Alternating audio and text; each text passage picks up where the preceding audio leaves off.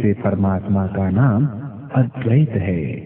गुण्यन्ते ये ते गुणा वायैर्गणयन्ते ते गुणाः यो गुणेभ्यो निर्गताः स निर्गुणा ईश्वरः। जितने सत्व, रज, तम, रूप, रस, स्पर्श, गंध आदि जड़ के गुण, अविद्या, अल्पज्ञता, राग, द्वेष और अविद्या आदि क्लेश जीव के गुण हैं, उनसे जो पृथक है, इसमें अशब्दम, अस्पर्शम, अरूपम, अव्ययम इत्यादि उपनिषदों का प्रमाण है। जो शब्द, स्पर्श, रूप आदि गुण रहित है, इससे परमात्मा का नाम निर्गुण है। यो गुणैः स वर्तते स सगुणः। जो सबका ज्ञान, सर्व सुख, पवित्रता, अनंत बल आदि गुणों से युक्त है, इसलिए परमेश्वर का नाम सगुण है।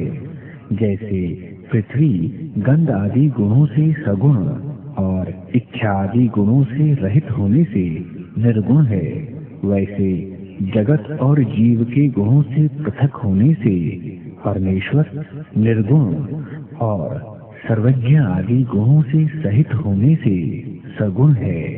अर्थात ऐसा कोई भी पदार्थ नहीं है जो सगुणता और निर्गुणता से पृथक हो। जैसे चेतन के गुणों से पृथक होने से जड़ पदार्थ निर्गुण और अपने गुणों से सहित होने से सगुण, वैसे ही जड़ के गुणों से पृथक होने से जीव निर्गुण और इच्छा आदि अपने गुणों से सहित होने से सगुण, ऐसे ही परमेश्वर में भी समझना चाहिए।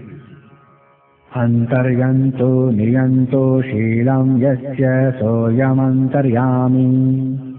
जो सब प्राणी और अप्राणी रूप जगत के भीतर व्यापक होके सबका नियम करता है, इसलिए उस परमेश्वर का नाम अंतर्यामी है।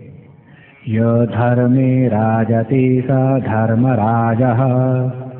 जो धर्म ही में प्रकाशमान और अधर्म से रहित धर्म ही का प्रकाश करता है, इसलिए उस परमेश्वर का नाम धर्मराज है।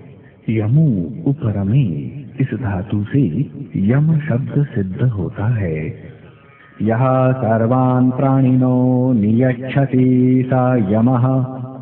जो सब प्राणियों के कर्म फल देने की व्यवस्था करता है और सब अन्यायों से पृथक रहता है, इसलिए परमात्मा का नाम यम है। भज सेवायाम, इस धातु से भग, इससे मतुप होने से भगवान शब्द सिद्ध होता है। भगः सकलैश्वर्य सेवना वा विद्यते यस्य स भगवान। जो समग्र ऐश्वर्यों से युक्त वा भजने के योग्य है, इसलिए उस ईश्वर का नाम भगवान है।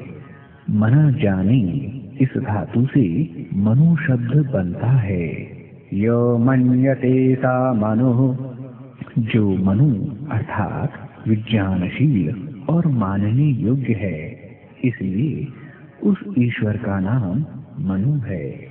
प्रिपालना पूरायो, इस धातु से पुरुष शब्द सिद्ध हुआ है। यह स्वाव्याप्त्या चराचरं जगत् गृह्णाति पूरयति वासा पुरुषः। जो सब जगत में पूर्ण हो रहा है, इसलिए उस परमेश्वर का नाम पुरुष है। दुभ्रीय धारणा पोषणायो, विश्व पूर्वक, इस धातु से विश्वंभर शब्द सिद्ध होता है। यो विश्वं बिभर्ति धरति पुष्णाति वासा विश्वंभरो जगदीश्वरः। जो जगत का धारण और पोषण करता है, इसलिए उस परमेश्वर का नाम विश्वंभर है। कला संख्याने, इस धातु से काल शब्द बना है। कलयति संख्याति सर्वान् पदार्थान् स कालः। जो जगत के सब पदार्थ और जीवों की संख्या करता है, इसलिए उस परमेश्वर का नाम काल है। शिश्ली विशेषणे, इस धातु से शेष शब्द सिद्ध होता है। यह शिष्यते सा शेषः, जो उत्पत्ति और प्रलय से शेष अर्थात बचा रहता है, इसलिए उस परमात्मा का नाम शेष है। आपने व्याप्तौ, इस धातु से आप्त शब्द सिद्ध होता है। यह सर्वान् धर्मात्मन आपनोति वा सर्वे धर्मात्मभिराप्यते छलादिरहितः स आप्तः। जो सत्य उपदेशक सकल विद्यायुक्त सब धर्मात्माओं को प्राप्त होता और धर्मात्माओं से प्राप्त होने योग्य छल कपट आदि से रहित है, इसलिए उस परमात्मा का नाम आप्त है। डूक्रीं करणी श्रम पूर्वक इस धातु से शंकर शब्द सिद्ध हुआ है।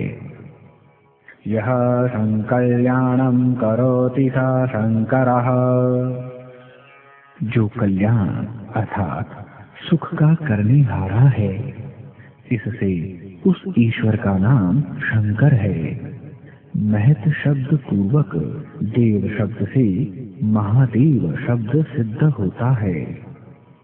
यो महतां देवः स महादेवः, जो महान देवों का देव अर्थात विद्वानों का भी विद्वान, सूर्य आदि पदार्थों का प्रकाशक है, इसलिए उस परमात्मा का नाम महादेव है। प्रिय तर्पणी कांतौ च, इस धातु से प्रिय शब्द सिद्ध होता है। यह पूर्णाति प्रीयते वा स प्रियः, जो सब धर्मात्माओं मुमुक्षुओं और शिष्टों को प्रसन्न करता और सबको कामना के योग्य है, इसलिए उस ईश्वर का नाम प्रिय है। भूसत्तायाम स्वयं पूर्वक इस धातु से स्वयंभू शब्द सिद्ध होता है।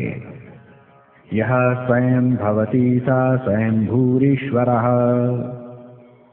जो आप से आप ही है, किसी से कभी उत्पन्न नहीं हुआ है, इससे उस परमात्मा का नाम स्वयंभू है। कु शब्दे इस धातु से कवि शब्द सिद्ध होता है। यह कौति शब्दयति सर्वा विद्याः स कविरीश्वरः, जो वेद द्वारा सब विद्याओं का उपदेष्टा और वेत्ता है, इसलिए उस परमेश्वर का नाम